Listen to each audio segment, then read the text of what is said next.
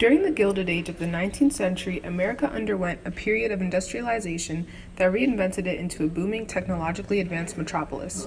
With the rapid growth and development of factory and railroad work came a large demand for workers. Many people were so willing to work that they endured harsh conditions, which sparked labor movements and strikes across the country. One of the most notable strikes, the Pullman Strike, involved workers nationwide fighting for better working conditions and wages. The Pullman Palace Car Company was created and owned by George Pullman in a town that he also created, Pullman, Illinois. Pullman specialized in luxury cars with silk shades, chandeliers, and brass fixtures.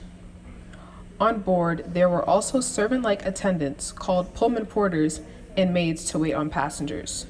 A considerable amount of Pullman's staff was made up of freed slaves in wake of the Civil War.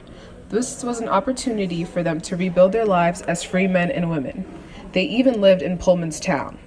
Not much time passed before he exploited his employees when he cut their wages by 25% and kept the rent the same.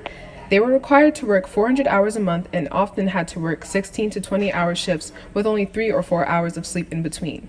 They had to pay for their own food, do unpaid prep work, and supply their own uniforms. Not to mention, they did it all in railroad cars, which they themselves would not have been allowed to travel in during Jim Crow segregation. This caused workers to unionize with the Brotherhood of Sleeping Car Porters, the first African American union to later join the American Railway Union, led by Eugene V. Debs. Debs insisted that workers walk off the job if their demands for fair wages and housing were not met by June 26th. On June 27th, 5,000 workers began to strike, leaving 15 railroads unable to function.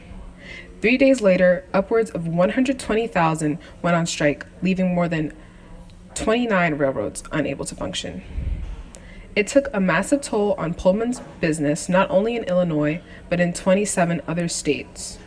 The strike was so expansive that the entire Pullman Company was shut down by May 11th.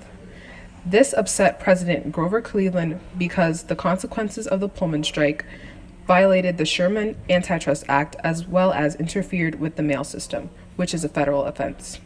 He then deployed troops to lessen the violence caused by the strike, as well as make an effort to get the railroads running again. In the end, to get cars working again, non-union workers were hired, and the original Pullman employees were rehired under the condition that they signed a pledge not to join another union. Today, we still experience racism in the workplace, and strikers like those of the Civil Rights Movement and Black Lives Matter movement use similar tactics to have their demands met.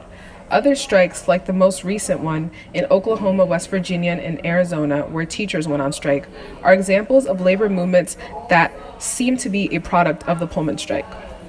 Also, 6 days after the strike, Labor Day was created, which is a national holiday that we celebrate to this day.